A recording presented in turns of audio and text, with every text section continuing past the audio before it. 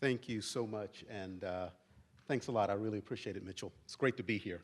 So to my federal partners, state, local, and industry, I'd like to say it's a pleasure to be here speaking with you today. What I try to do at S&T, for those of you that don't understand what we are, never heard of us, we are the research and engineering arm of DHS. So we have about 22 operational components, of which we try to provide technical solutions that help ensure efficiencies of security operations. So that's what I do there. Why I'm here today is I'm trying to convey that we try to get our workforce to think asymmetrically about how we can use science and technology to enhance security operations. So we're a law enforcement activity. Given the demands that TJ talked about of urbanization, we juxtapose it with another element, and that is emergent threats, right? And so one of the main things that we try to think about is what can we do to drive down that cost cycle as you begin to do your technical investments in your areas of operation to ensure that A, you have a trusted partner at the federal edge. So as you go about developing your investment portfolios in your cities, we are simultaneously working with the first responders in your area, with Chief. Like right now, he has talked about fentanyl. And one of the main things that CBP and the TSA has talked to us about is that very same thing. So as we go through traveling, right, screening systems, commerce, how things move about, what are we doing to ensure the safety and protection of those agents whose job it is to make sure that the traveling public is safe, right? So weaponization of something like fentanyl is something that's a bit asymmetrical.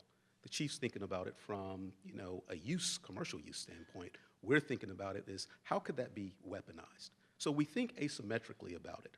And today I'm here because I'd like to make an overture to you guys. As you build out your cities, we see that as natural opportunities, test beds, hubs of opportunity for you to partner with us. I'm given a budget by Congress. Congressman Boyles is gone now, but they give me a budget and they entrust that in me. And they expect me to use that budget to help make security operations for the Homeland safer. Well, absent from some of that is, as the government, I don't have a natural test bed. I don't have a proving ground. I'm sure you're being bombarded right now with all kinds of industry advocates for new tech to come in. Well, I want to be that independent advocate for you to let you know that, hey, I have a wealth of infrastructure and relationships that I want to expose you to so that you can take advantage of and get that pure independent assessment from us. Now, we don't know everything, obviously. I'm the government, and you guys are a lot smarter than me. But what I can do is I can get requirements that are meaningful for security operations, because ultimately when that disaster happens, what happens? There's a cascading effect across your cities and towns. And that cascading effect ultimately has an impact on whether or not the resilience of your smart city is as resilient as you need it to be. How quickly can we get you back up to a baseline of operations that's meaningful, right? We're talking quality of life issues for the citizens, right? And so it's my job to try to ensure that what I'm doing is impactful from an investment standpoint, that I'm partnering with the right people, which brings me to this point. We have to change in the federal world how we think about public-private partnerships and what it means from a government investment standpoint. How do we go about partnering with those emerging technical experts in the industry and give them exposure, right? Jake talked about the incredibly horrendous duty cycle of doing business with the government. He talked about the state and local, but as a federal employee, I'm sure it's just hideous, right?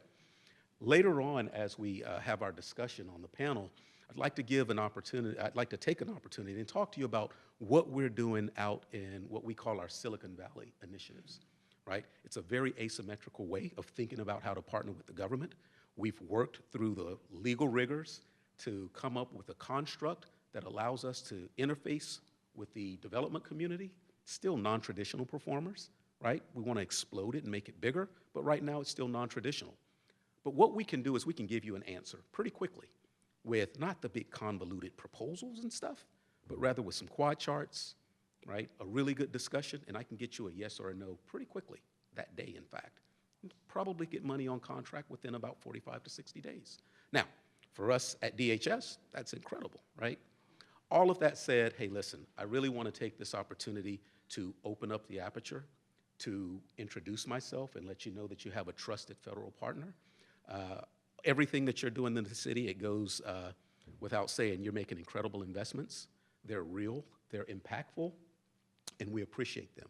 And what I hope that this can do is start a discussion that we continue on how we can partner and be an added resource for what you're trying to do. Thank you all very much.